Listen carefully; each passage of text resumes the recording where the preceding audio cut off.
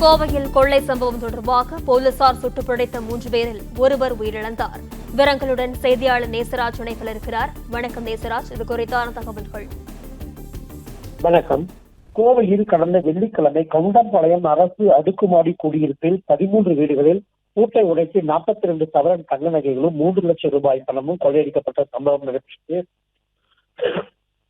இதில் கொள்ளை சம்பவம் தொடர்பாக ஆசிப், இர்பான், கல்லு ஆகிய 3 பேரை போலீசார் நேற்று கொளத்துப்பாளையம் அருகே சுட்டுப்பிடித்தனர். கோவை அரசு மருத்துவமனையில் 3 பேருக்கும் சிகிச்சை அளிக்கப்பட்ட நிலையில் ஆசிப் என்பவர் சிகிச்சை பலனின்றி இன்று 12 மணி அளவில் உயிரிழந்தார்.